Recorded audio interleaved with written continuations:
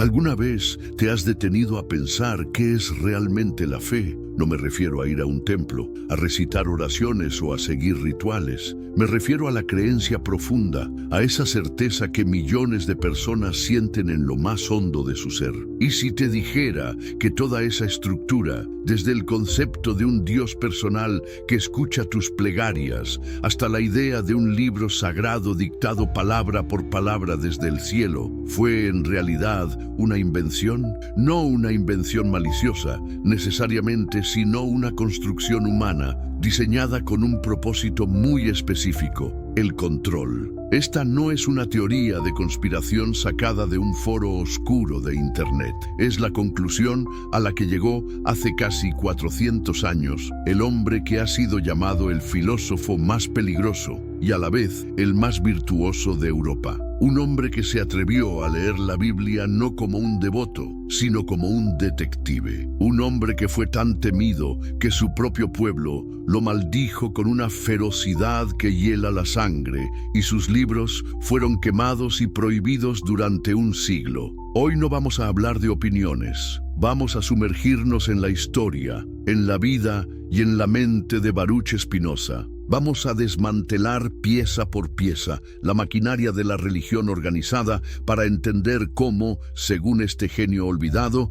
se utilizó la figura de un hombre libre, Jesús, para crear un sistema que él jamás habría aprobado. Este es un viaje largo y profundo. No es un video para consumir en 5 minutos. Es para aquellos que no le temen a las preguntas difíciles. Así que si estás listo para desafiar los cimientos de lo que te han enseñado, quédate. Lo que estás a punto de escuchar podría cambiar para siempre tu forma de ver el mundo. Antes de que nos adentremos en este laberinto de ideas prohibidas, hazme un favor y dime desde qué país y a qué hora estás viendo esto. Me da una fascinación increíble ver cómo estas ideas se esparcen por el mundo, rompiendo barreras de tiempo y espacio. Para entender al hombre, primero hay que entender su mundo. Imagina por un momento la Ámsterdam del siglo XVII. No es la ciudad que conocemos hoy, es el centro neurálgico del mundo, el corazón palpitante del siglo de oro neerlandés. Los barcos de la Compañía de las Indias Orientales llegan cargados de especias, sedas y riquezas de rincones lejanos del planeta. Las mentes más brillantes de Europa huyen de la persecución y encuentran en sus calles un refugio de relativa tolerancia. Es una ciudad de contrastes vibrantes, riqueza desbordante junto a una pobreza cruda, un calvinismo estricto que convive con pensadores libres, artistas como Rembrandt y Vermeer que capturan la luz y la sombra de una era. En el corazón de esta metrópolis bulliciosa existía una comunidad que era un mundo en sí misma, los judíos sefardíes. No eran cualquier grupo de inmigrantes. Eran los descendientes de las familias judías que habían sido expulsadas de España y Portugal por la Inquisición. Habían vivido una edad de oro en la península ibérica, pero todo se derrumbó. Se enfrentaron a una elección imposible: convertirse al cristianismo o ser expulsados. Muchos se convirtieron a la fuerza, los llamados conversos o marranos, practicando su judaísmo en secreto, siempre bajo la sombra del miedo, de la tortura, de la hoguera. Otros huyeron, llevando consigo sus tradiciones, su cultura y un trauma generacional. Ámsterdam les ofreció un santuario. Por primera vez en mucho tiempo podían practicar su fe abiertamente. Construyeron una comunidad próspera con sus sinagogas, sus escuelas, sus tribunales. Eran médicos, comerciantes, intelectuales. Pero este santuario tenía muros, no solo físicos, sino también psicológicos. Habiendo sobrevivido al borde de la aniquilación,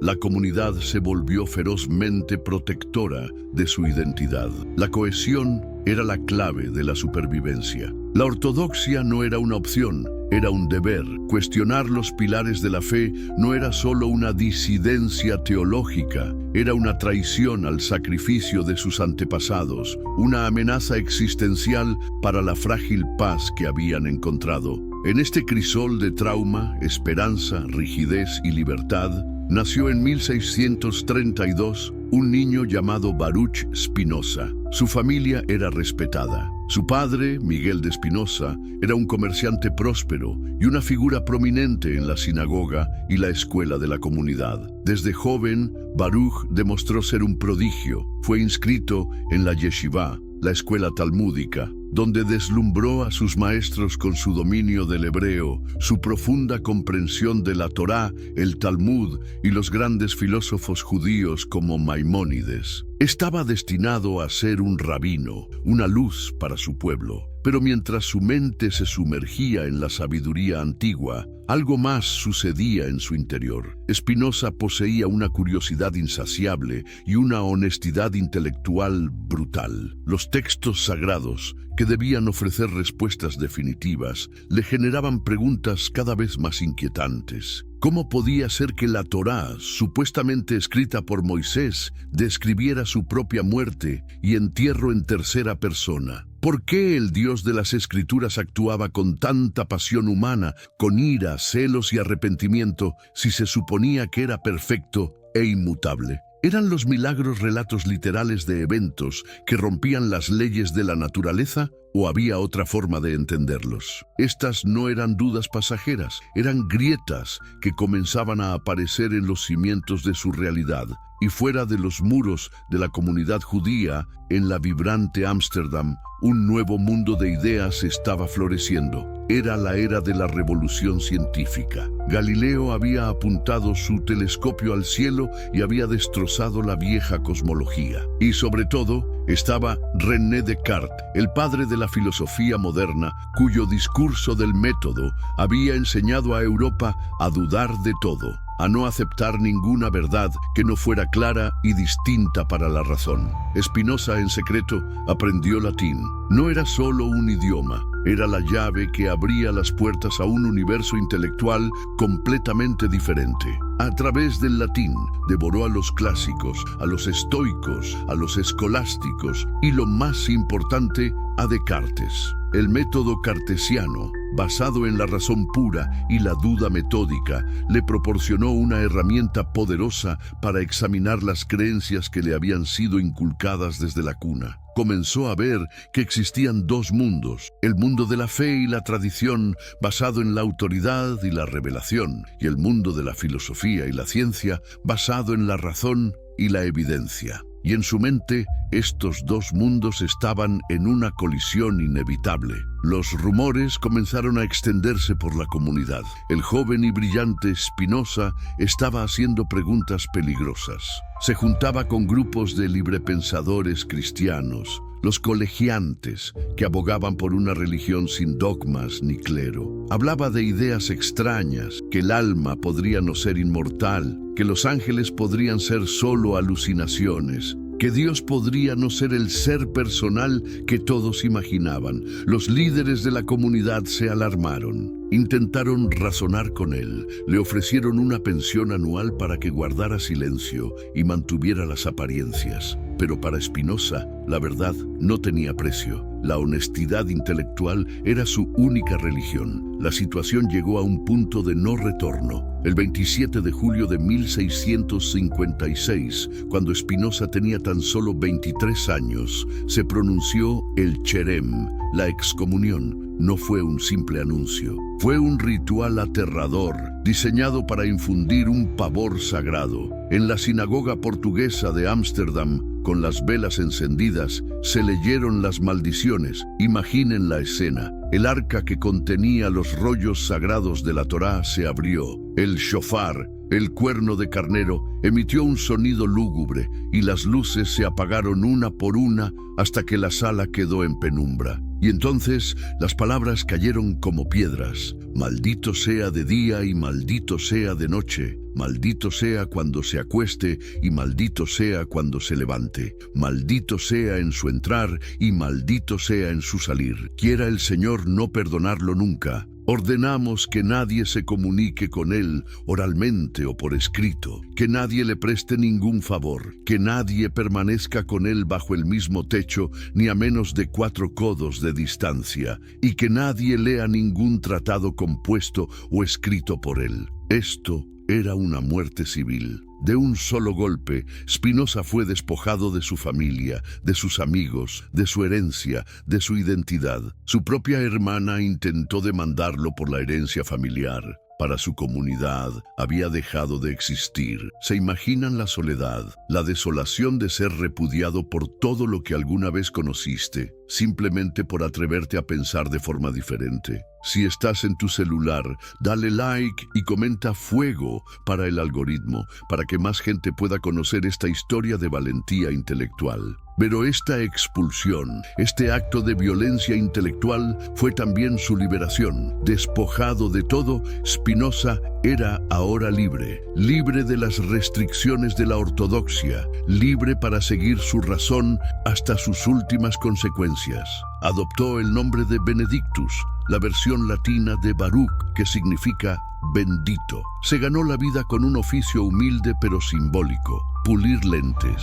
Mientras moldeaba el vidrio para ayudar a otros a ver el mundo físico con más claridad, él se dedicaba a pulir las lentes de la filosofía para ayudar a la humanidad a ver la realidad con una claridad sin precedentes. Y fue en este exilio autoimpuesto, en la quietud de su taller, donde Spinoza construyó uno de los sistemas filosóficos más radicales y coherentes de la historia. Un sistema que no comenzaba con mandamientos o historias, sino con una pregunta fundamental: ¿qué es Dios? La respuesta que encontró sacudió los cimientos del pensamiento occidental. Y es aquí donde tenemos que detenernos y respirar, porque la idea es tan simple en su formulación y tan sísmica en sus implicaciones que requiere toda nuestra atención. Olvida todo lo que te han enseñado sobre Dios. Olvida la imagen del anciano barbudo en el cielo, del rey, del juez, del padre. Spinoza nos pide que realicemos una limpieza mental radical. Su punto de partida es una definición: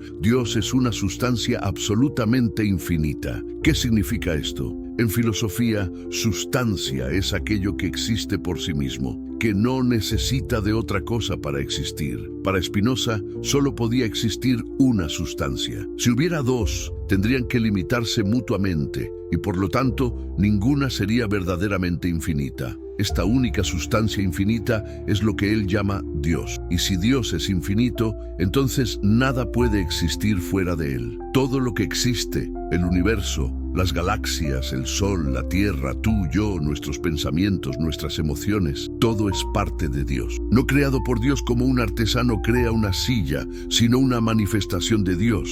Es aquí donde Spinoza introduce su famosa y escandalosa frase: Deus sive natura. Dios o la naturaleza. No estaba diciendo que Dios es un árbol o una montaña, estaba diciendo que Dios es el sistema total y ordenado de la realidad, la suma de todo lo que existe y las leyes inmutables y eternas que lo gobiernan. Dios no tiene un plan, Dios es el plan. Dios no crea las leyes de la física, Dios es las leyes de la física. ¿Comienzas a ver por qué esto era tan peligroso? Esta idea aniquila de un solo golpe el concepto de un Dios personal y trascendente. El Dios de Spinoza no tiene voluntad, no tiene emociones, no tiene intenciones, no se enoja, no se arrepiente, no se pone celoso. ¿Por qué? Porque todas esas son características humanas, son pasiones que surgen de la imperfección, de la falta, del cambio. Atribuirle a una sustancia infinita y perfecta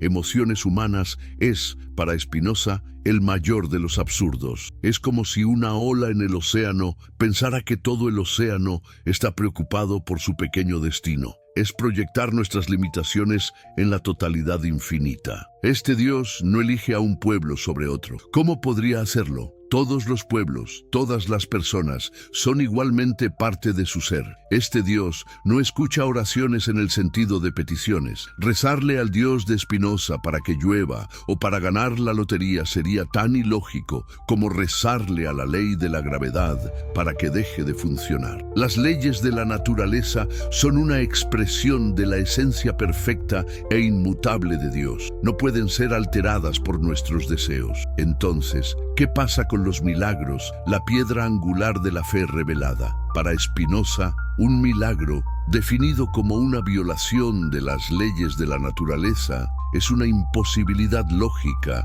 y una contradicción teológica. Si un milagro ocurriera, significaría una de dos cosas: o que Dios está actuando en contra de su propia naturaleza, lo cual es imposible, ya que su actuar es su naturaleza, o que las leyes de la naturaleza que Él mismo constituye son imperfectas y necesitan ser corregidas, lo cual contradice su perfección. La creencia en los milagros, por lo tanto, no demuestra piedad. Para Spinoza, demuestra ignorancia. Cuando la Biblia relata que el sol se detuvo en el cielo para Josué, no estamos leyendo un informe de física celestial. Estamos leyendo una historia contada en un lenguaje hiperbólico para expresar la magnitud de una victoria o el relato de alguien que no entendía la astronomía. Creer en milagros, dice Spinoza, es admitir que no entendemos cómo funciona la naturaleza, y como la naturaleza es Dios, creer en milagros es, irónicamente, admitir que no entendemos a Dios. Esto nos lleva a una de las críticas más profundas de Spinoza a la religión tradicional, su fundamento en las pasiones humanas, no en la razón. ¿Por qué la humanidad inventó este Dios personal, este titiritero celestial? Spinoza da una respuesta psicológica brutalmente honesta. La vida humana está llena de incertidumbre. Somos vulnerables a la enfermedad, a los desastres, a la maldad de otros. En este estado de constante ansiedad, oscilamos perpetuamente entre dos emociones: el miedo y la esperanza. Cuando las cosas van mal, tememos lo peor. Cuando van bien, esperamos que continúen así. Es en este torbellino emocional donde nace la superstición. Buscamos desesperadamente causas y significado en eventos que a menudo son aleatorios. Si nos sucede algo bueno, creemos que una fuerza superior nos ha recompensado. Si nos sucede algo malo, creemos que nos ha castigado. Inventamos rituales, sacrificios y oraciones en un intento de aplacar a estas fuerzas imaginarias, de manipular la realidad a nuestro favor. Y es aquí donde, según Spinoza, las instituciones religiosas encuentran su oportunidad. El clero, ya sea de forma consciente o no, se convierte en el administrador de este miedo y de esta esperanza. Se presentan a sí mismos como los intermediarios exclusivos entre la humanidad y este Dios caprichoso. Ellos conocen sus secretos, ellos saben cómo apaciguarlo. Crean dogmas y doctrinas complejas que la gente común no puede entender, asegurando que su interpretación sea la única válida. La religión, que debería ser una fuente de consuelo y fortaleza, se convierte en un sistema de control basado en la ignorancia. Se te enseña a temer a Dios, a obedecer ciegamente, a renunciar a tu propia razón, a cambio de la promesa de una recompensa en el más allá y el alivio del miedo en el presente. Pero si el Dios de Spinoza no es personal, no hace milagros y no responde a las oraciones, ¿qué queda? ¿Es esto simplemente ateísmo? Einstein, quien se declaró un profundo creyente en el Dios de Spinoza, no lo creía así. Lo que queda es algo mucho más profundo y, para Spinoza, mucho más satisfactorio: el amor intelectual a Dios, amor Dei intellectualis. La verdadera adoración no consiste en arrodillarse y pedir favores. Consiste en el acto de comprender las leyes de la naturaleza, comprender la estructura lógica del cosmos, comprender nuestro lugar en él como una parte minúscula pero necesaria de la totalidad. La verdadera oración es el estudio de la ciencia, la filosofía, la psicología. Y la recompensa no es el cielo después de la muerte, sino un estado que Spinoza llama beatitud o felicidad aquí y ahora. Una alegría profunda y serena que proviene de entender y aceptar la realidad tal como es, en toda su belleza y necesidad implacable. Con esta nueva concepción de Dios como equipaje, Spinoza dirigió su mirada penetrante hacia el documento que servía de base para todo el edificio de la religión judeocristiana, la Biblia. Y lo que hizo a continuación fue, en muchos sentidos, aún más revolucionario que su metafísica. Se convirtió en el padre de lo que hoy llamamos la crítica bíblica histórico-crítica. En 1670 publicó de forma anónima su obra más explosiva,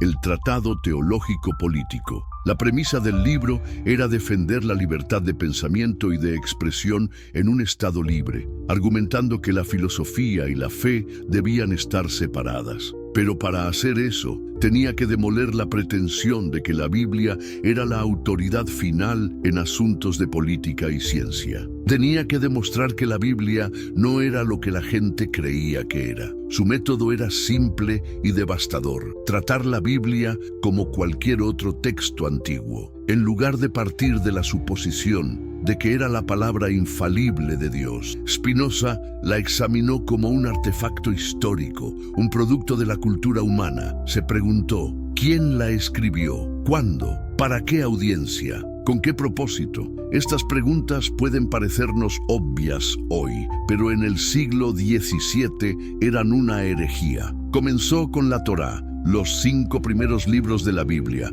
cuya autoría se atribuía universalmente a Moisés. Spinoza, con la precisión de un filólogo forense, acumuló la evidencia en contra. ¿Cómo pudo Moisés, por ejemplo, escribir sobre su propia muerte y entierro como se relata al final del Deuteronomio? ¿Y cómo podría haber escrito la frase «y los cananeos estaban entonces en la tierra»? Una frase que implica que el autor estaba escribiendo en una época muy posterior, cuando los cananeos ya no estaban allí. ¿Cómo pudo describir a Moisés como el hombre más humilde sobre la faz de la tierra? ¿Acaso un hombre verdaderamente humilde se describiría a sí mismo de esa manera? Spinoza señaló docenas de estas inconsistencias, anacronismos y contradicciones. Relatos duplicados del mismo evento con detalles diferentes, leyes que se repiten, nombres de lugares que no existieron hasta siglos después de la época de Moisés. Su conclusión fue irrefutable: la Torá no fue escrita por Moisés. Fue compilada mucho más tarde, probablemente por el sacerdote Esdras,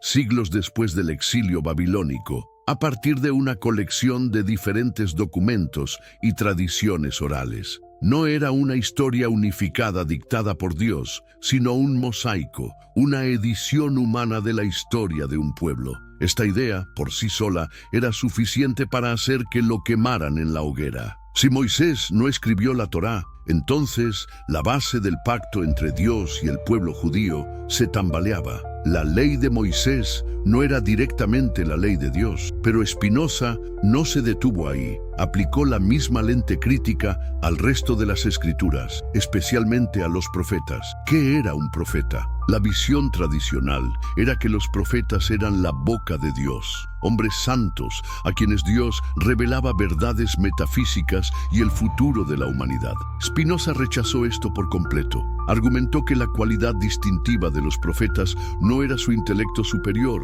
sino su imaginación excepcionalmente vívida. Eran hombres apasionados, moralistas y a menudo políticos. Dios no se les comunicaba a través de conceptos racionales, sino a través de visiones, sueños y voces, formas de comunicación adaptadas a su temperamento imaginativo. Por eso, dice Spinoza, las profecías a menudo son vagas, simbólicas y a veces incluso se contradicen entre sí. El mensaje de Dios se filtraba a través de la psicología y las opiniones personales del profeta. Un profeta pastoril tendría visiones de pastores.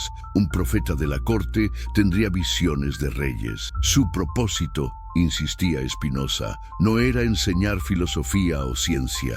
Si la Biblia hubiera querido enseñar astronomía, no habría hablado de que el sol se detiene. El objetivo de los profetas era puramente moral y político. Motivar a una población a menudo analfabeta y obstinada a comportarse con justicia, caridad y obediencia al Estado. Utilizaban historias poderosas, amenazas de castigo divino y promesas de recompensa, no porque estas fueran verdades literales, sino porque eran las herramientas más efectivas para moldear el comportamiento de las masas. Así, La Biblia se revela bajo una nueva luz. No es un manual de ciencia, no es un tratado de metafísica, es un documento profundamente humano, escrito por diferentes personas a lo largo de muchos siglos, con diferentes propósitos. Está lleno de errores históricos, inconsistencias científicas y contradicciones teológicas. Es un testimonio de la evolución de la conciencia de un pueblo, con sus luchas, sus esperanzas y sus limitaciones. ¿Significa esto que la Biblia es inútil? Sorprendentemente, Spinoza dice que no. Una vez que la despojamos de la cáscara de la superstición, una vez que dejamos de intentar encontrar en ella física o cosmología, descubrimos, según él, un núcleo moral simple y poderoso. A través de todas las historias, leyes y profecías, Spinoza destila un único mandamiento central, una enseñanza que es verdaderamente divina en su simplicidad y universalidad: amar a Dios sobre todas las cosas y amar a tu prójimo como a ti mismo. Pero, ¿qué significa esto en su sistema? Amar a Dios no significa amar a un rey celestial. Significa amar y aceptar la realidad, la naturaleza en su totalidad, con sus leyes inmutables. Y amar a tu prójimo es la consecuencia natural de ese amor. Es la práctica de la justicia y la caridad.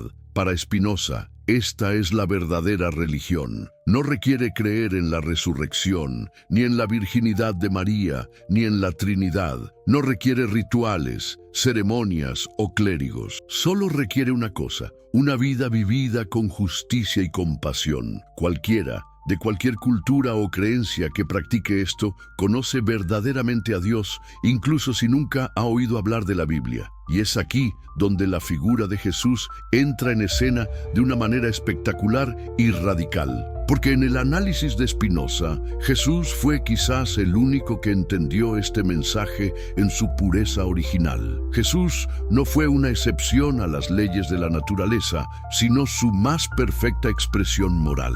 Pero esa historia, la historia de cómo la enseñanza de este hombre libre fue transformada en la religión que hoy conocemos, es la siguiente parte de nuestro viaje. Hemos sentado las bases, hemos entendido el universo de Spinoza y hemos desmantelado la autoridad literal de la Biblia. Ahora estamos listos para ver cómo, con estas herramientas, Spinoza revela el nacimiento de una religión que nunca debió existir. Si has llegado hasta aquí, es porque no te conformas con respuestas fáciles. Comparte este video con un amigo o familiar que creas que está listo para escuchar esto, para que juntos puedan aprender la verdadera realidad que se esconde detrás de las historias que nos han contado. La conversación que esto puede generar vale más que cualquier cosa. Hemos viajado a la Ámsterdam del siglo XVII, hemos sentido el frío de la excomunión y hemos mirado de frente a un Dios que es la naturaleza misma,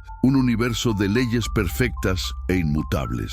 Hemos visto cómo bajo la lente implacable de Baruch Spinoza, la Biblia se revela no como la palabra literal de una deidad, sino como una biblioteca humana, un mosaico de historia, leyes y poesía, escrito para moldear la conducta a través de la imaginación y no para enseñar la verdad a través de la razón. El propósito de las Escrituras, nos demostró Spinoza, era simple: la obediencia, cimentada en la práctica de la justicia y la caridad. Pero esto nos deja frente a un terremoto. Si el Dios personal es una proyección de nuestros miedos y esperanzas, y si la Biblia es un documento humano cuyo objetivo es el control moral, entonces, ¿qué hacemos con la figura que se alza en el centro de toda la civilización occidental? ¿Qué hacemos con el hombre de Galilea? ¿Qué hacemos con Jesús? Aquí es donde la filosofía de Spinoza se vuelve no solo radical, sino increíblemente sutil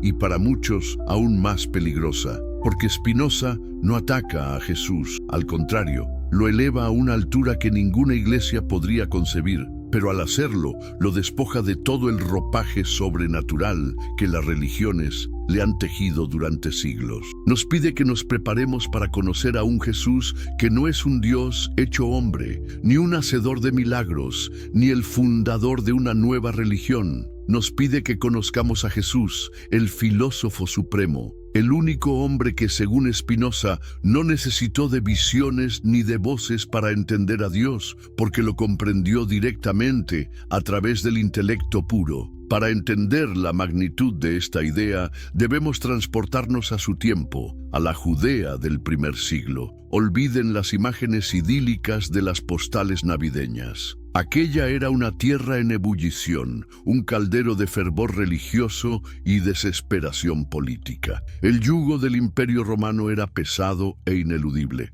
Los impuestos eran asfixiantes, las legiones patrullaban las calles y la humillación de la ocupación era una herida abierta. En este clima de opresión, las esperanzas mesiánicas ardían con una intensidad febril. El pueblo esperaba un Mesías, un ungido, pero no necesariamente un salvador espiritual en el sentido cristiano moderno. Esperaban un líder, un rey guerrero como el rey David, que aplastaría a sus enemigos, restauraría el trono de Israel y establecería una era de justicia y soberanía. El paisaje religioso era un campo de batalla de ideas. Estaban los saduceos, la aristocracia sacerdotal, conservadores y colaboracionistas con Roma, que solo aceptaban la Torá escrita y no creían en la resurrección ni en los ángeles. Estaban los fariseos, los maestros de la ley oral, inmensamente populares entre la gente, que creían en la resurrección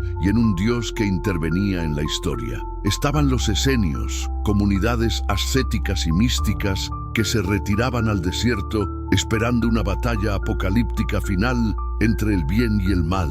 Y estaban los celotes, los revolucionarios violentos, que creían que solo a través de la espada se podría expulsar a los romanos. En medio de este torbellino de expectativas políticas, profecías apocalípticas y debates teológicos, aparece la figura de Jesús. Y lo que Spinoza vio en los relatos de los evangelios fue a alguien que se negó a encajar en cualquiera de estos moldes. Cuando le preguntaban sobre el reino, hablaba de un reino que no es de este mundo. Cuando le pedían señales milagrosas para probar su autoridad, a menudo se negaba o reprendía a la generación perversa y adúltera que las buscaba. Su mensaje no era de liberación política, sino de una liberación interior. Aquí es donde Spinoza traza su distinción más crucial, la que separa fundamentalmente el judaísmo y más tarde el cristianismo institucional de la filosofía pura de Cristo, el contraste entre Moisés y Jesús. Esta no es una simple comparación de dos figuras religiosas, es el choque de dos paradigmas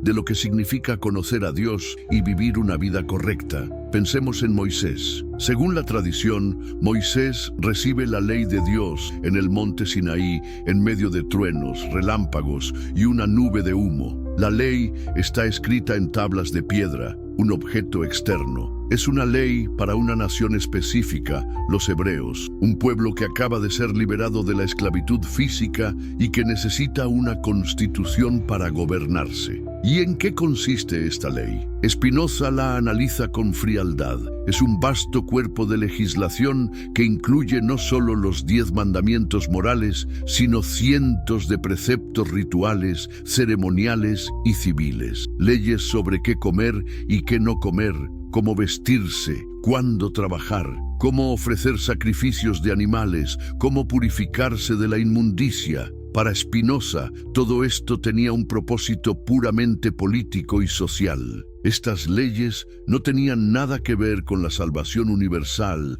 o la verdad filosófica. Eran un contrato. Si el pueblo hebreo obedecía estas reglas, Dios, actuando como su rey soberano, les prometía recompensas terrenales, prosperidad, victorias militares, una tierra propia. Si desobedecían, la paga era el castigo, la plaga, la hambruna, la derrota. Era un sistema de obediencia basado en el miedo a la consecuencia y la esperanza de la recompensa. Era, en esencia, una herramienta de cohesión social para una tribu específica en un momento histórico particular. No era universal, porque ¿qué sentido tendrían las leyes sobre los sacrificios en el templo para un chino o un romano? Era una ley externa que buscaba controlar la conducta, no transformar la mente. Ahora miremos a Jesús a través de los ojos de Spinoza. Jesús no sube a una montaña humeante, se sienta en una colina y habla a la gente en el Sermón del Monte.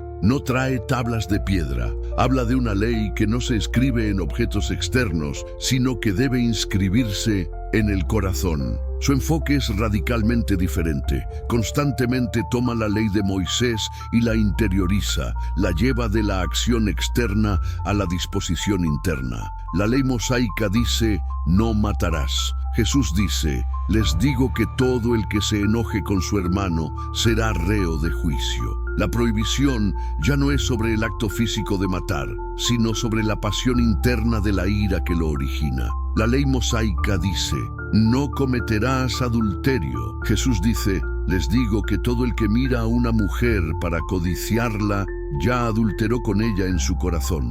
De nuevo, el foco se desplaza del acto externo al deseo interno. ¿Qué está haciendo Jesús aquí? Está demoliendo la idea de una moralidad basada en la simple observancia de reglas. Está enseñando que la verdadera piedad no consiste en lo que haces o no haces externamente, sino en el estado de tu mente, en la pureza de tu intención. Spinoza vio en esto un salto cuántico. Jesús estaba reemplazando una constitución política por una filosofía de vida universal. Y lo más importante, la enseñanza de Jesús está casi completamente desprovista de rituales y ceremonias. No instituye un nuevo sacerdocio, no prescribe sacrificios de animales, no establece un nuevo calendario litúrgico. Cuando los fariseos lo critican porque sus discípulos no siguen los rituales de lavado de manos, él responde que lo que contamina al hombre no es lo que entra por la boca, sino lo que sale del corazón. Es un rechazo directo a la idea de que la pureza se logra a través de actos ceremoniales. La ley de Jesús, por lo tanto, es universal, no es para una sola nación. El mandamiento de amar al prójimo no tiene fronteras, no depende de un templo en Jerusalén ni de una etnia particular. Es una verdad filosófica accesible a cualquier ser humano racional. Y la recompensa que promete no es la prosperidad terrenal o la victoria militar. La recompensa es la beatitud, la felicidad, la vida eterna, que para Spinoza no significa una duración infinita después de la muerte, sino una calidad de vida en el presente, una vida de libertad interior y paz que proviene de vivir en armonía con la razón y el amor. Aquí llegamos al núcleo de la visión de Spinoza sobre Cristo. En su tratado teológico-político hace una afirmación asombrosa. Dice que mientras Dios se reveló a los profetas del Antiguo Testamento a través de su imaginación, con visiones, sueños y símbolos que ellos interpretaban según sus propias limitaciones, Dios se reveló a Jesús de mente a mente. ¿Qué significa esto? Significa que Jesús no necesitó el canal imperfecto de la imaginación. Él comprendió la verdad de Dios, que es la verdad sobre la realidad y la ética, directamente, a través de la razón pura del intelecto. Para Spinoza, Cristo no es el nombre de una persona que es la segunda parte de una Trinidad. El Cristo, o la mente de Dios, es un concepto filosófico. Es la sabiduría divina misma, la perfecta comprensión de la realidad. Jesús, el hombre histórico de Nazaret, fue el individuo que encarnó de la manera más perfecta esta sabiduría. Por eso se le puede llamar la boca de Dios, en un sentido mucho más profundo que a cualquier profeta. Los profetas hablaban en parábolas porque solo podían captar la verdad a través de imágenes. Jesús hablaba con autoridad porque la había comprendido directamente. Su autoridad no provenía de la realización de milagros, que Spinoza consideraba relatos para la gente sencilla, sino de la claridad racional de su mensaje. Jesús fue, en este sentido, el hombre perfectamente libre. Libre de la superstición, libre del ritualismo, libre de las pasiones del miedo y la falsa esperanza, libre del nacionalismo tribal. era un individuo que vivía enteramente guiado por la razón y cuyo único principio de acción era el amor, entendido como la afirmación gozosa de los demás, basada en una comprensión compartida de nuestra naturaleza. Su objetivo no era fundar una iglesia, era mostrar a la humanidad un camino hacia la liberación interior. Pero si esto es así, si el mensaje de Jesús era tan simple, tan filosófico y tan universal, ¿cómo diablos terminamos con esto? ¿Cómo terminamos con el papado, con las cruzadas, con la Inquisición, con las guerras de religión, con dogmas incomprensibles como la Trinidad y la transubstanciación? ¿Cómo un mensaje de liberación interior se convirtió en una de las estructuras de poder más formidables de la historia humana? Aquí es donde Spinoza se convierte en un psicólogo de la historia, un detective que rastrea la escena del crimen donde una filosofía fue asesinada y su cuerpo fue vestido con los ropajes de una religión. El proceso, según él, no fue una conspiración malévola de un grupo de personas en una habitación oscura. Fue una transformación gradual, casi inevitable, impulsada por la psicología humana y las necesidades políticas. El primer paso de esta transformación recayó sobre los hombros de los apóstoles. Spinoza no los ve como villanos, los ve como hombres prácticos, en su mayoría sencillos, enfrentados a una tarea casi imposible. Tenían en sus manos un mensaje profundamente filosófico, un llamado a la razón y a la reforma interior. ¿Y a quién tenían que venderle este mensaje? No a un grupo de filósofos en una academia, sino a las masas del Imperio Romano. Judíos que esperaban un Mesías conquistador y paganos acostumbrados a un panteón de dioses con historias coloridas,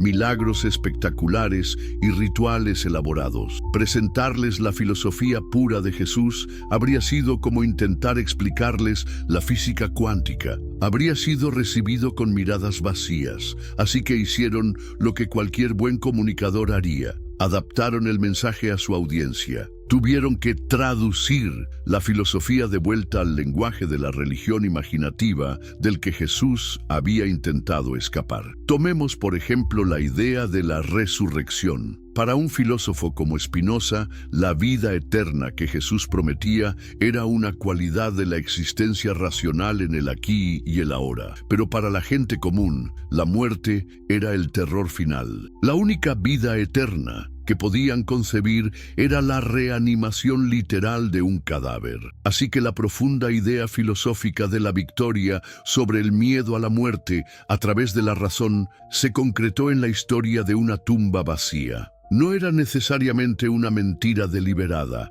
era la única manera en que podían articular y transmitir una verdad más profunda a una mente no filosófica. Se convirtió en el milagro supremo, la prueba definitiva, porque el milagro era la única moneda de autoridad que la gente aceptaba. Y aquí vemos el papel crucial de apóstoles como Pablo. Spinoza tenía una visión compleja de Pablo. Por un lado, Pablo fue el genio que entendió que el mensaje de Jesús no podía permanecer confinado al judaísmo. Pero para llevarlo al mundo grecorromano, Pablo lo mezcló con conceptos de la filosofía helenística y los cultos mistéricos que le eran familiares a esa audiencia. La idea de un Dios que muere y resucita, como Osiris o Dioniso, era común en el mundo antiguo. Pablo, conscientemente o no, enmarcó la historia de Jesús en esta estructura narrativa familiar para hacerla atractiva para los gentiles. La sabiduría de Dios, de la que hablaba Jesús,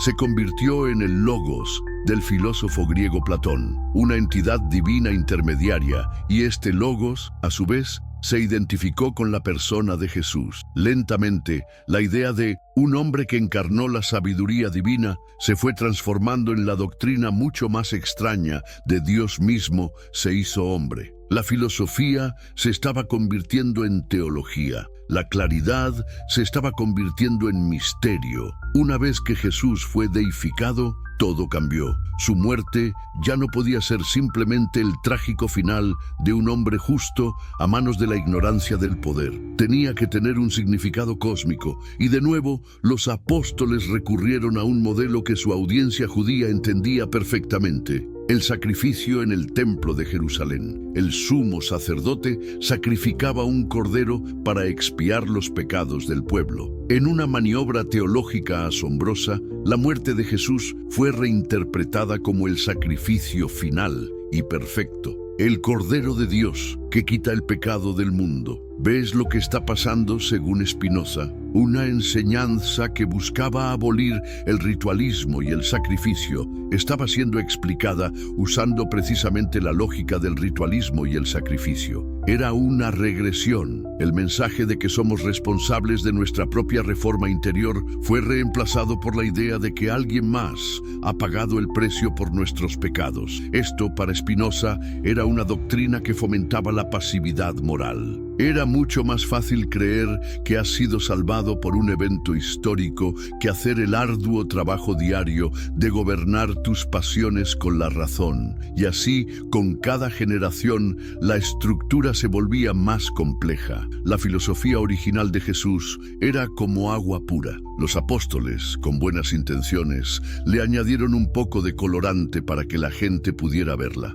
Las siguientes generaciones, los llamados padres de la Iglesia, continuaron añadiendo más y más ingredientes. Discutieron durante siglos sobre la naturaleza exacta de la relación entre Jesús, el Hijo, y Dios, el Padre. ¿Eran de la misma sustancia o de una sustancia similar? ¿Tenía Jesús una voluntad o dos? Estas disputas, que nos parecen hoy arcanas y absurdas, eran de una importancia capital, porque la salvación ya no dependía de vivir una vida justa y caritativa como Jesús enseñó. Ahora dependía de tener las creencias correctas sobre él. La fe ya no era una cuestión de confianza y práctica moral, fiducia, sino una cuestión de asentimiento a una lista de proposiciones doctrinales, ascensus. La ortopraxis, la práctica correcta, fue reemplazada por la ortodoxia, la creencia correcta. Y si la salvación depende de creer en el dogma correcto,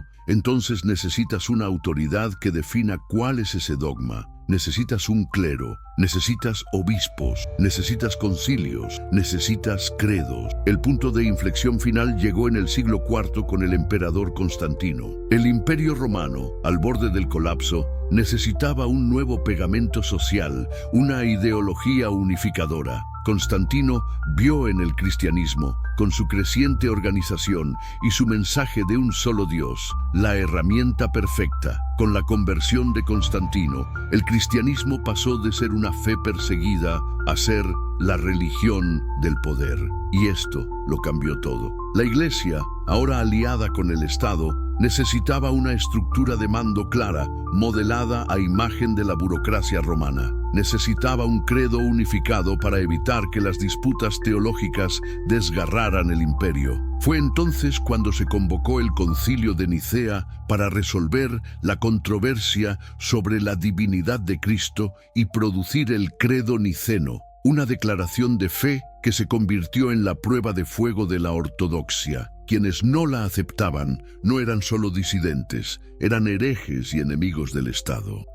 La filosofía de un hombre libre que predicaba la liberación interior se había convertido en la religión oficial de un imperio, una herramienta para garantizar la conformidad y la obediencia. La simple invitación de Jesús a amar al prójimo se había transformado en un complejo sistema de dogmas, rituales y jerarquías, cuyo objetivo principal, nos diría Spinoza, ya no era la liberación, sino el control. Un control mantenido por las dos pasiones más poderosas que nos gobiernan, el miedo al infierno y la esperanza del cielo. Y esto nos lleva directamente al corazón de la psicología de la religión, a la anatomía de la superstición que Spinoza disecciona con una precisión quirúrgica. Porque para él, entender cómo se construyó la religión es inseparable de entender por qué funciona, por qué los seres humanos somos tan susceptibles a ella. Déjame hacer una pausa aquí. Estamos recorriendo un camino largo y denso. Si estás en tu celular y estas ideas están resonando contigo, te pido una sola vez que le des a ese botón de like y comentes "despierto" para darle un empujón al algoritmo. Hay mucha gente que necesita escuchar esto y aprovecho para preguntar de nuevo, porque me fascina, ¿desde qué rincón del mundo te estás conectando a esta conversación? Saber que alguien en Colombia, en México, en Argentina o en un pueblo de España está reflexionando sobre esto a la misma vez que nosotros es la prueba de que las ideas no tienen fronteras. Ahora, volvamos a la mente humana. Spinoza nos dice que si la humanidad pudiera manejar todos sus asuntos con un plan certero, o si la fortuna fuera siempre favorable, nadie sería presa de la superstición. Es una afirmación demoledora. La superstición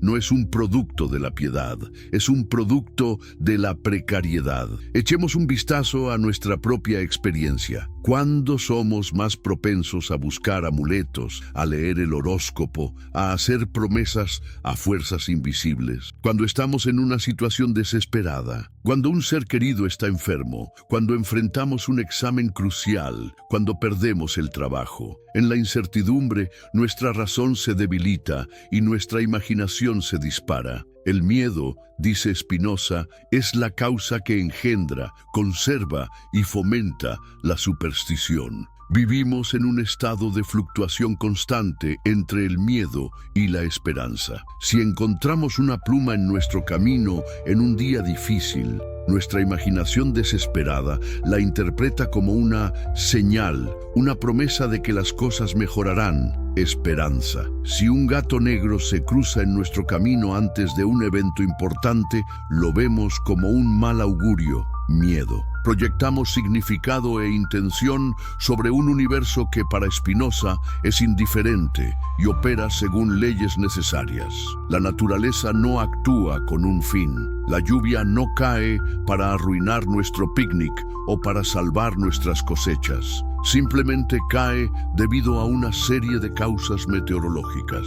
Pero la mente supersticiosa no puede aceptar esto. Insiste en que todo sucede por una razón, y más específicamente, por una razón que le concierne a ella. El universo entero se convierte en un teatro de signos y mensajes dirigidos a nosotros. Y es en este terreno fértil de la ansiedad humana donde la religión organizada hunde sus raíces. Spinoza argumenta que los fundadores de las religiones, ya sea por astucia o por estar ellos mismos atrapados en la misma mentalidad supersticiosa, se dieron cuenta de que para gobernar a las masas no había herramienta más poderosa que el miedo y la esperanza. Crearon la imagen de un dios que es un magnificado déspota oriental, un ser que exige una adulación constante, que se ofende fácilmente y cuya ira es terrible, pero que también puede ser halagado y sobornado con rituales, sacrificios y obediencia para que otorgue favores. El clero, entonces, se posiciona como el único que posee el manual de instrucciones de este Dios impredecible. Se convierten en los administradores del miedo. Te dicen: estás manchado por el pecado original, eres inherentemente corrupto, por tu cuenta solo mereces la ira de Dios y el castigo eterno. Este es el diagnóstico, es una sentencia diseñada para inducir el máximo terror existencial, pero justo cuando estás paralizado por el miedo, te ofrecen la cura, de la cual ellos son los únicos dispensadores. Pero si sigues nuestras reglas, si crees en nuestros dogmas, si participas en nuestros rituales y a menudo, si contribuyes a nuestra tesorería, puedes apaciguar a Dios y ganar una recompensa eterna. Es un sistema psicológicamente perfecto. Primero crean la enfermedad, la culpa y el miedo al infierno, y luego venden el único antídoto, la obediencia a la iglesia y la esperanza del cielo. La gente, atrapada en este ciclo de miedo y esperanza, renuncia voluntariamente a su posesión más preciada, su propia capacidad de razonar.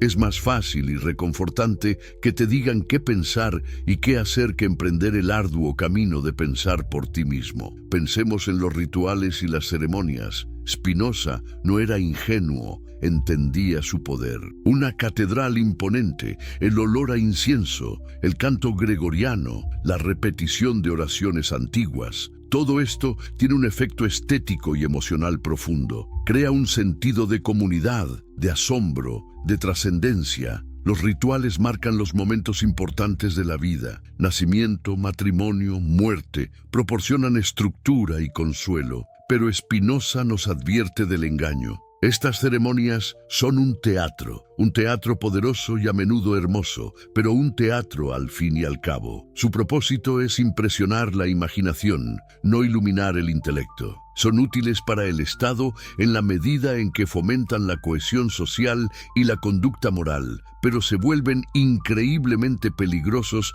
en el momento en que la gente empieza a creer que estos actos externos son la esencia de la piedad. Cuando se cree que comer un trozo de pan es literalmente comer el cuerpo de un dios, o que sumergirse en agua lava los pecados, la razón ha sido completamente abandonada. La gente empieza a confundir el símbolo con la realidad, el gesto con la virtud. Y esto conduce a una de las ironías más trágicas. La gente se obsesiona con la correcta ejecución de estos rituales, mientras descuida por completo el verdadero núcleo moral que Jesús, según Spinoza, predicó. Se puede ser un participante devoto en todas las ceremonias de la Iglesia y al mismo tiempo ser una persona cruel, avara e injusta en la vida diaria. La religión se convierte en una máscara que oculta la falta de verdadera moralidad. Se convierte en una forma de sobornar a Dios, de cumplir con la cuota de rituales para poder seguir viviendo una vida no virtuosa. Por eso, para Spinoza, el verdadero pecado no es romper una regla dietética o saltarse una misa. El verdadero pecado, la verdadera fuente de toda la miseria humana, es la ignorancia. Es el estado de servidumbre en el que vivimos cuando no usamos nuestra razón para entender el mundo y a nosotros mismos. Es ser un esclavo de nuestras pasiones descontroladas, del miedo, del odio, de la envidia. Es ser una marioneta de las opiniones de otros, de la autoridad del clero, de las tradiciones irracionales. La superstición es el velo tejido por esta ignorancia. Nos impide ver la realidad tal como es, un sistema de causa y efecto, hermoso y necesario. Nos hace vivir en un mundo de fantasmas, demonios y dioses caprichosos. Nos convierte en niños temerosos en un universo que deberíamos explorar como adultos racionales. La verdadera salvación, por lo tanto,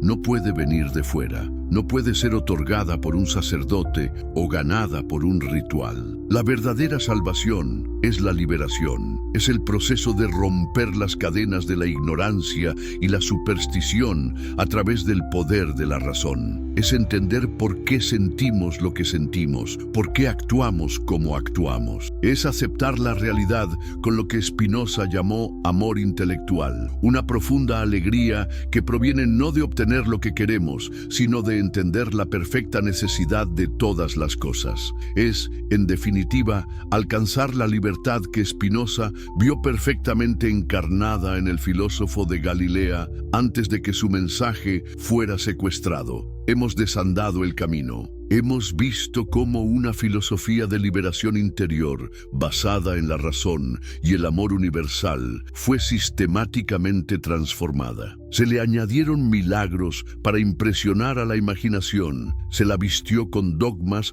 para satisfacer a los filósofos griegos, se la convirtió en un sistema de sacrificio para apaciguar la mentalidad judía, y finalmente se la institucionalizó para servir a los fines de un imperio. El resultado fue una religión que en muchos sentidos representaba lo opuesto al mensaje original de su supuesto fundador. La pregunta que Spinoza nos deja, resonando a través de los siglos, es devastadora. ¿Ha servido el cristianismo organizado para promover la verdadera enseñanza de Cristo, la práctica de la justicia y la caridad, o ha servido principalmente para oscurecerla bajo capas de dogma, ritual y superstición? Todo ello para mantener a la humanidad en un estado de obediencia y minoría de edad intelectual. Si sientes que esta reconstrucción histórica ha arrojado luz sobre preguntas que siempre has tenido, te pido que hagas algo importante. Comparte este video.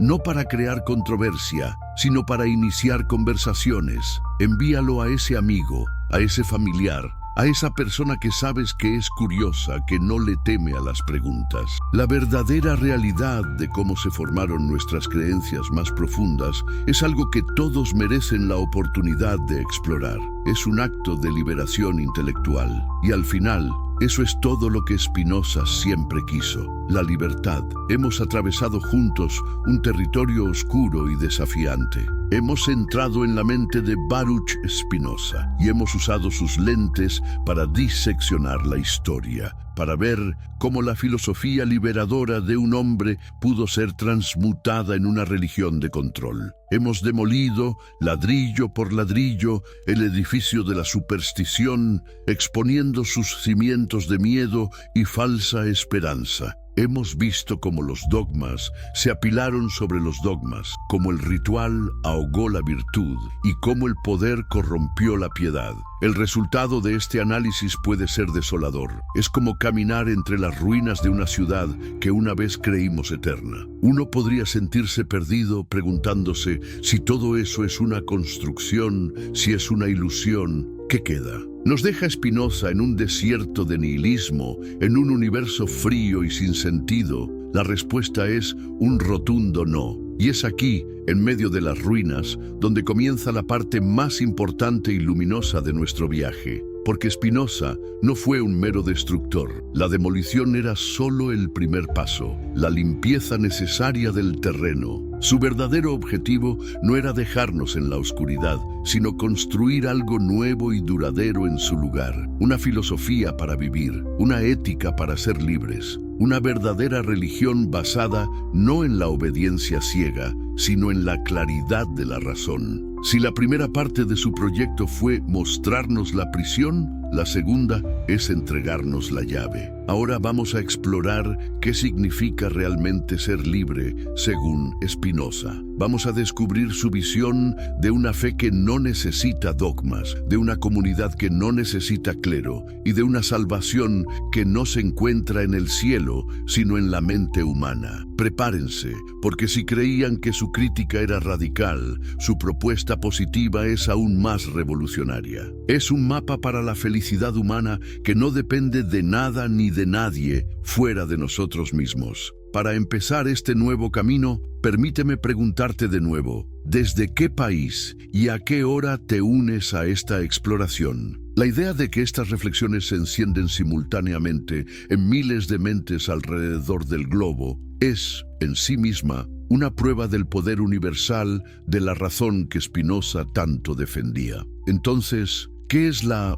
verdadera religión para un hombre que ha descartado los milagros, los dogmas y la autoridad de las iglesias? Spinoza, en su tratado teológico-político, nos da una respuesta de una simplicidad que desarma. Después de cientos de páginas de crítica bíblica y análisis político, concluye que la fe universal, la única fe necesaria para la piedad y la salvación, se puede resumir en 7 artículos fundamentales. Y lo que es asombroso de estos artículos es lo que no dicen. No dicen nada sobre la Trinidad, nada sobre la encarnación, nada sobre la resurrección de la carne, nada sobre el pecado original, nada sobre la transubstanciación. No mencionan a papas, obispos, rabinos o imanes. Spinoza destila la esencia de la religión a su núcleo puramente ético. Estos artículos afirman, en esencia, que existe un ser supremo, Dios o la naturaleza,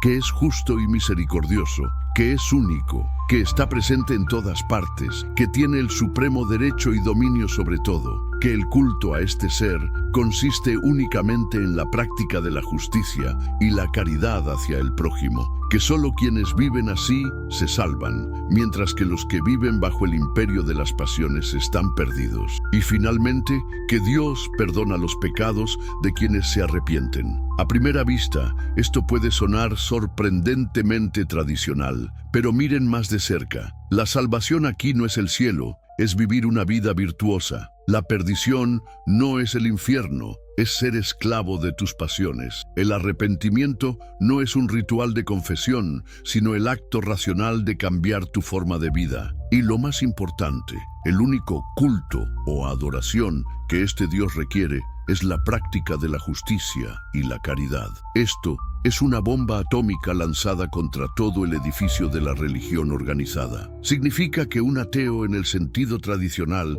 alguien que no cree en un Dios personal, pero que vive una vida de compasión, justicia y honestidad, está, según Spinoza, más cerca de la salvación y conoce mejor a Dios que un teólogo devoto que cree en todos los dogmas, pero es una persona cruel o injusta. La piedad no se mide por la corrección de tus creencias teológicas, sino por la calidad de tus acciones morales. Y aquí, Spinoza hace una distinción crucial que nos permite entender su visión del mundo, la diferencia entre la filosofía y la teología, o la fe revelada en las Escrituras. Son dos reinos completamente diferentes, con propósitos completamente diferentes, y la catástrofe de la historia humana, según él, ha sido confundirlos. El reino de la filosofía tiene un único objetivo, la verdad. Su única herramienta es la razón. La filosofía no se preocupa por la obediencia o la piedad. Busca entender la realidad tal como es,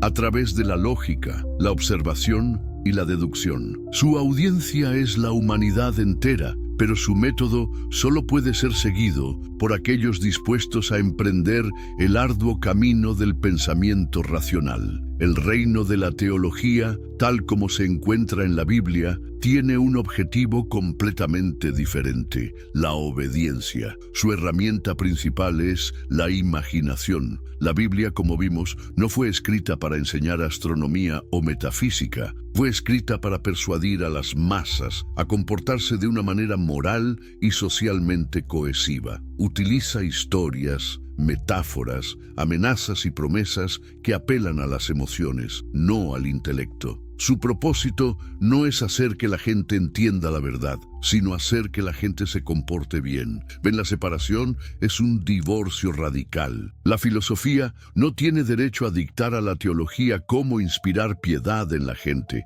Y, lo que es mucho más importante para Spinoza, la teología no tiene absolutamente ningún derecho a dictar a la filosofía qué es la verdad. Intentar que la razón se someta a los dictados de un texto antiguo, escrito para una audiencia precientífica, es, para Spinoza, una tiranía intelectual, el suicidio de la mente.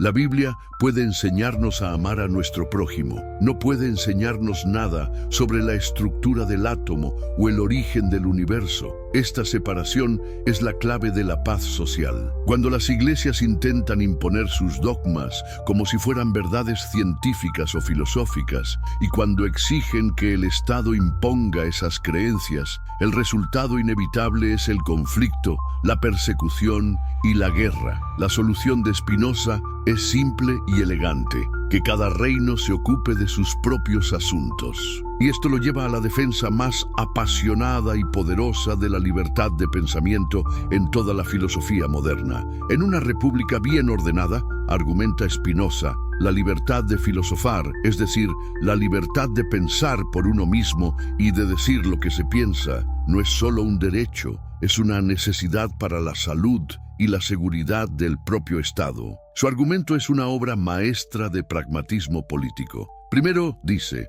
intentar controlar la mente de una persona es fundamentalmente imposible. Puedes obligar a alguien con una espada en la garganta a decir que 2 más 2 son 5, pero no puedes hacer que lo crea. Por lo tanto, cualquier ley que intente gobernar las creencias está destinada al fracaso y solo sirve para convertir a los ciudadanos honestos en hipócritas. Segundo, y más importante, esta libertad es la fuente de la fortaleza de un Estado, no su debilidad. ¿Quiénes son las personas que tienen pensamientos originales y críticos? Son los artistas, los científicos, los filósofos, los innovadores. Intentar silenciar a estas personas es como si un jardinero decidiera arrancar de raíz las plantas más vigorosas de su jardín. Un Estado que suprime la libertad de pensamiento se condena a la mediocridad y al estancamiento. Por el contrario, un Estado que la fomenta se beneficia de las artes, las ciencias y la lealtad de sus ciudadanos más brillantes, que se sienten agradecidos por la libertad que se les concede. La única limitación que Spinoza pone a esta libertad es cuando el discurso incita directamente a la sedición y a la violencia, cuando viola la ley y perturba la paz. Puedes argumentar que la forma de gobierno es irracional, pero no puedes llamar a la desobediencia civil violenta. Tu libertad de expresión termina donde comienza el daño directo a la paz pública. Es un principio que las democracias modernas todavía luchan por equilibrar. Y así, Spinoza nos presenta su visión de una sociedad ideal, una república democrática y secular, donde el Estado garantiza la paz y la seguridad, y donde cada individuo es absolutamente libre de pensar lo que quiera y de vivir según su propia filosofía o fe, siempre y cuando sus acciones se ajusten a la ley y a la práctica de la justicia y la caridad. En esta sociedad, un musulmán, un judío, un cristiano y un ateo espinosista pueden coexistir pacíficamente, porque el Estado no juzga sus creencias teológicas, solo sus acciones. La verdadera religión es una cuestión privada y moral. La ley es una cuestión pública y de comportamiento. Esta visión era dinamita pura en el siglo XVII. Era un ataque directo a la alianza entre el trono y el altar que había dominado Europa durante más de 1000 años. Spinoza estaba diciendo que la fe de un hombre no es asunto del gobierno y que la verdad no se decide por decreto. Estaba sentando las bases de la sociedad abierta y secular que muchos de nosotros hoy damos por sentada. Pero el mundo no estaba preparado para Spinoza. Su obra, especialmente el Tratado Teológico Político, fue recibida con un horror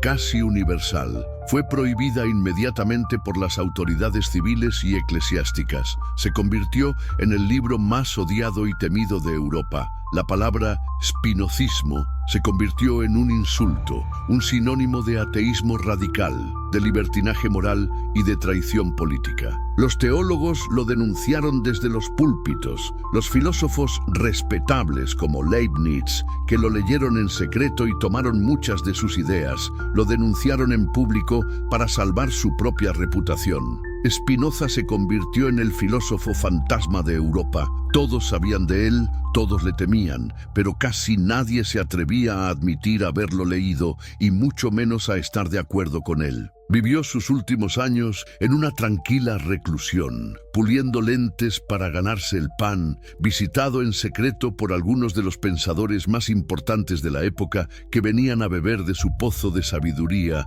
como si visitaran a un oráculo prohibido. Murió joven, a los 44 años, probablemente por una enfermedad pulmonar agravada por el polvo de vidrio que inhalaba en su trabajo. Un final humilde para una de las mentes más grandiosas de la historia. Durante casi un siglo después de su muerte, su nombre permaneció bajo una maldición. Ser acusado de espinosista podía arruinar tu carrera y ponerte en peligro. Sin embargo, sus ideas, como semillas plantadas en un suelo hostil, comenzaron a germinar en la oscuridad. Sus obras circulaban en manuscritos clandestinos, leídas en secreto por los pensadores que estaban forjando la era que llamamos la Ilustración. Podemos trazar una línea directa desde la defensa de Spinoza de la democracia y la libertad de expresión hasta los escritos de John Locke y más tarde hasta los padres fundadores de los Estados Unidos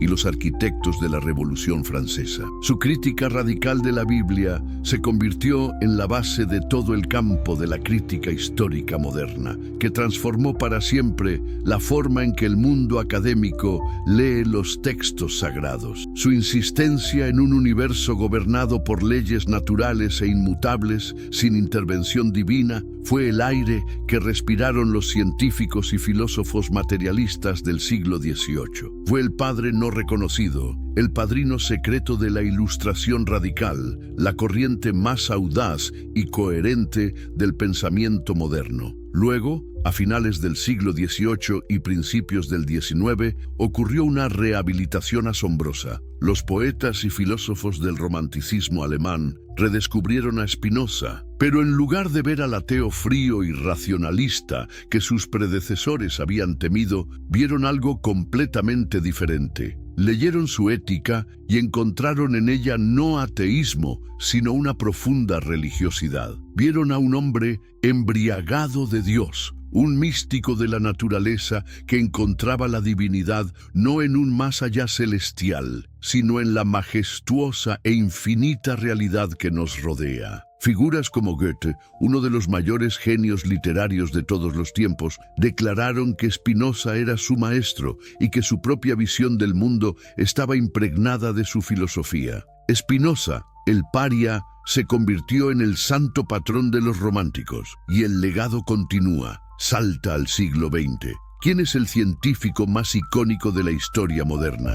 Albert Einstein. Cuando a Einstein le preguntaban si creía en Dios, su respuesta era siempre la misma, clara y consistente. Creo en el Dios de Spinoza, que se revela en la armonía ordenada de lo que existe, no en un Dios que se preocupa por los destinos y las acciones de los seres humanos. ¿Por qué? Porque Einstein, como Spinoza, veía el universo como un cosmos determinista, gobernado por leyes matemáticas elegantes y profundas. El trabajo del científico era, en esencia, leer la mente de Dios, no del Dios que responde plegarias, sino del Dios que es la estructura racional del universo. El asombro, la humildad y la alegría que Einstein sentía al contemplar la belleza de las leyes físicas era una manifestación directa del amor Dei Intellectualis, el amor intelectual a Dios de Spinoza. El gran escritor argentino Jorge Luis Borges,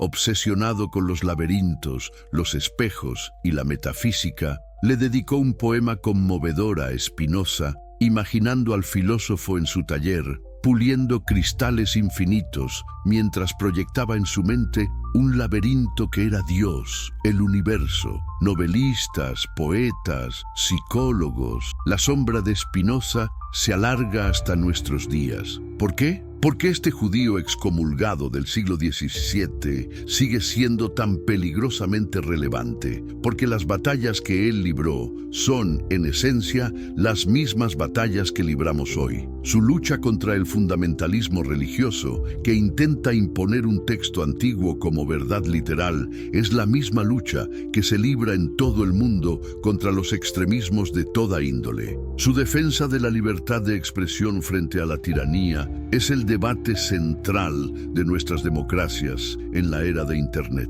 Su insistencia en buscar soluciones basadas en la razón y la comprensión mutua, en lugar de en pasiones tribales como el nacionalismo o el sectarismo, es el único antídoto que tenemos contra la creciente polarización que amenaza con desgarrarnos. Spinoza nos ofrece un camino para ser espiritual, sin ser dogmático, para encontrar un profundo sentido de pertenencia al universo sin necesidad de creer en cuentos de hadas. Nos enseña a enfrentar la realidad con valentía, sin el consuelo de un Padre Celestial, pero con la dignidad de ser una parte consciente y racional de la totalidad infinita. Y esto nos lleva a la pregunta final y más importante. Más allá de la historia, más allá de la teología, más allá de la política, ¿cómo podemos aplicar esta filosofía a nuestra propia vida? ¿Cómo podemos vivir una vida spinozista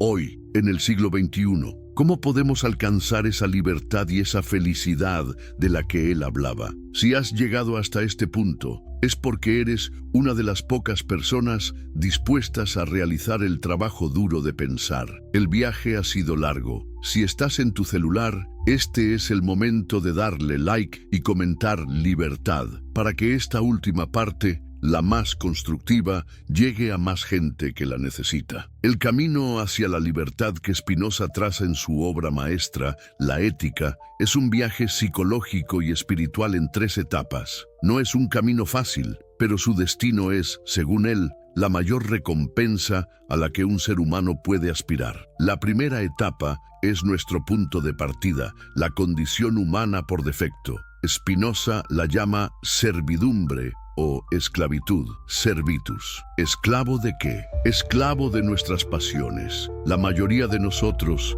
la mayor parte del tiempo, no somos los dueños de nuestra propia casa mental. Somos como un pequeño bote en un océano tempestuoso, zarandeados de un lado a otro por las olas de las emociones que no controlamos y que ni siquiera entendemos. Un comentario crítico de nuestro jefe nos sumerge en la tristeza o la ira durante horas. La imagen de alguien que tiene más éxito que nosotros en las redes sociales nos inyecta la dolorosa pasión de la envidia. El miedo al futuro, a la enfermedad, a la pérdida, nos corroe por dentro. El deseo por cosas que no tenemos nos mantiene en un estado de insatisfacción perpetua. En este estado de servidumbre somos reactivos, no activos. Nuestras emociones y acciones están determinadas por causas externas. Alguien nos insulta, causa externa, y nosotros reaccionamos con odio, pasión. Vemos un anuncio, causa externa, y reaccionamos con deseo, pasión. Somos marionetas y los hilos son estas fuerzas externas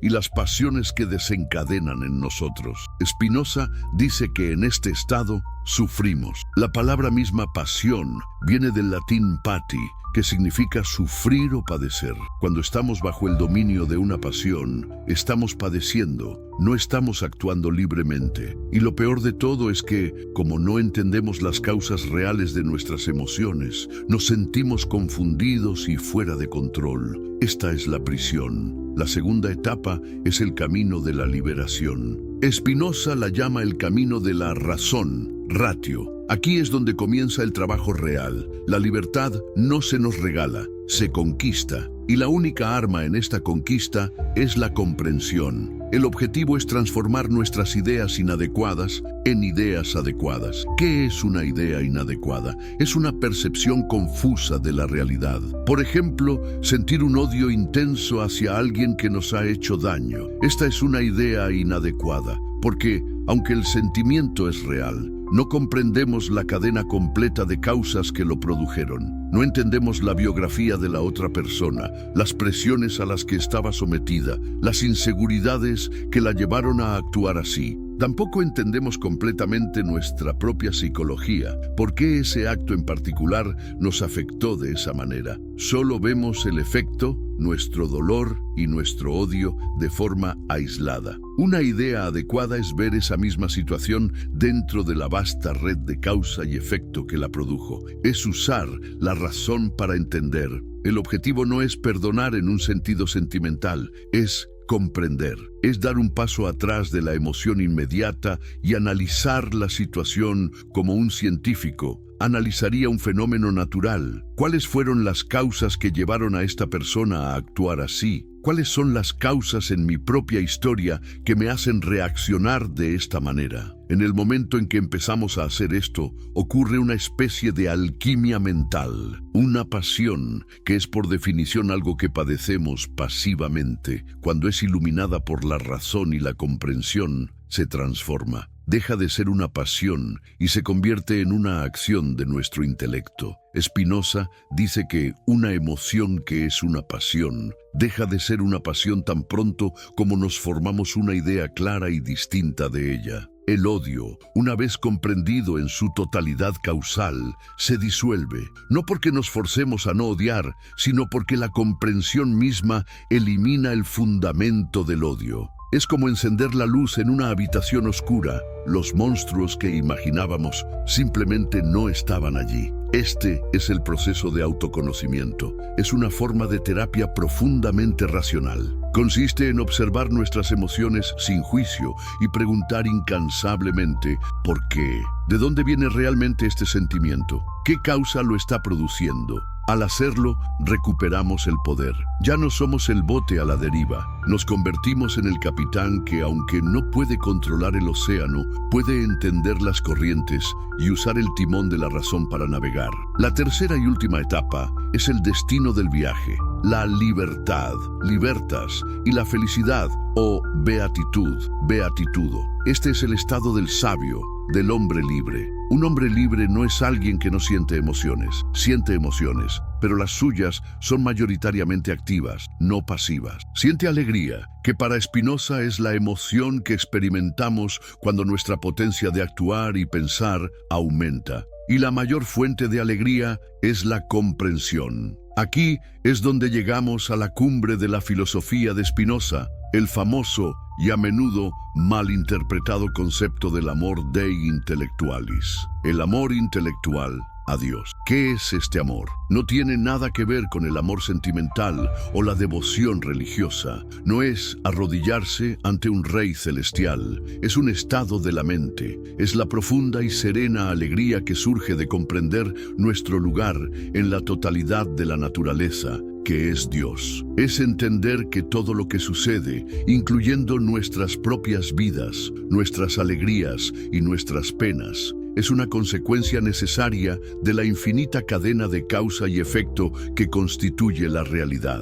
Nada podría haber sido de otra manera. Ver el mundo desde esta perspectiva, que Spinoza llama subspecie aeternitatis, bajo la especie de la eternidad, es liberarse de la tiranía de lo personal. Es dejar de preguntar, ¿por qué me pasa esto a mí? Y empezar a comprender, esto es lo que es, como una consecuencia necesaria de todo lo que vino antes. Este entendimiento no produce resignación pasiva, sino una aceptación activa y gozosa. Hay una belleza sobrecogedora en la necesidad del universo, y comprenderla, aunque sea en una pequeña parte, nos conecta con la totalidad y nos llena de una alegría estable e imperturbable que ninguna circunstancia externa puede quitarnos. Este amor intelectual a Dios es en sí mismo la libertad, es la felicidad. No es una recompensa por la virtud, es la virtud misma. No es algo que esperamos después de la muerte, es la calidad más alta de vida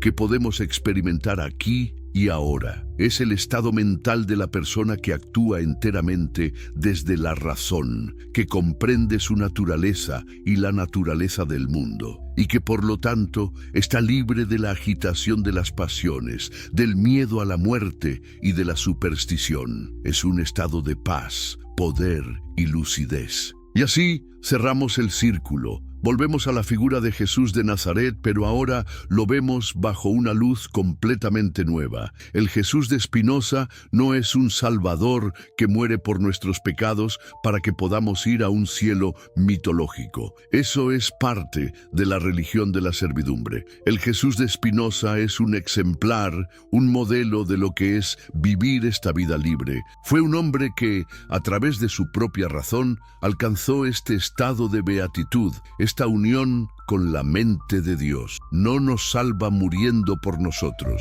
nos salva mostrándonos el camino para que podamos liberarnos a nosotros mismos. Al final, el mensaje de Spinoza es un mensaje de empoderamiento radical. Nos dice que la llave de la prisión y el mapa del tesoro no están en manos de un sacerdote, un rabino o un libro antiguo. Están dentro de nuestra propia mente. Nos dice que dejemos de ser niños asustados buscando un padre en el cielo y que nos atrevamos a ser adultos, a aceptar la realidad en sus propios términos y a encontrar nuestra dignidad y nuestra alegría en el acto de comprenderla. El viaje a través del pensamiento de Spinoza es exigente.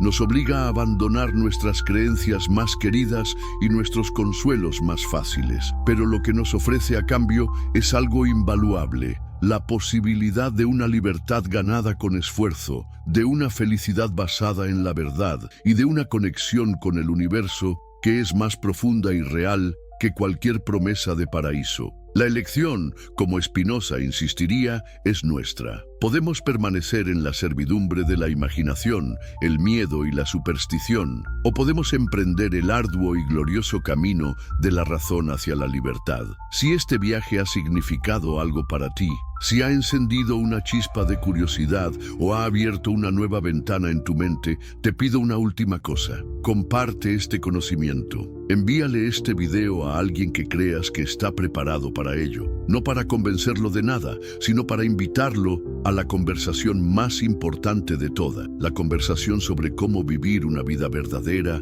y libre. Porque en un mundo inundado de ruido e ignorancia, el acto de compartir la claridad es el más grande acto de justicia y caridad que podemos realizar. Gracias por acompañarme en este camino.